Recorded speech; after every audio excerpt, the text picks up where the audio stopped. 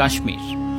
যদি আপনাকে প্রশ্ন করা হয় পৃথিবীর জান্নাত বলা হয়ে থাকে কোন দেশটিকে, তাহলে বিনা দ্বিধায় প্রথমেই আপনার মুখে যে দেশটির নাম আসবে সেটি হলো কাশ্মীর।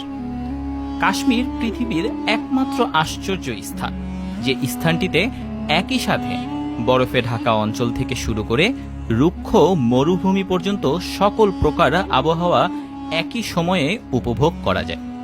কাশ্মীরের এক অঞ্চলে যখন তীব্র খরা, তখন অন্য অঞ্চলে তীব্র ঠান্ডায় বরফে আচ্ছাদিত থাকে। একই সময়ে এবং একই অঞ্চলে বিচিত্র আবহাওয়া, জলবায়ু, নদী, লেক, পাহাড় থাকার কারণে কাশ্মীরকে ছোট্ট পৃথিবীও বলা হয়ে থাকে। একজন পর্যটক পুরো পৃথিবীর ভ্রমণ করে যে অভিজ্ঞতা লাভ করে, শুধুমাত্র এক কাশ্মীর ভ্রমণ করেই সেই প্রাকৃতিক সৌন্দর্য উপভোগ করতে পারবে।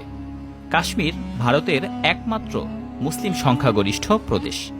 বর্তমানে কাশ্মীরের মোট জনসংখ্যার ৭৫% মানুষই মুসলিম।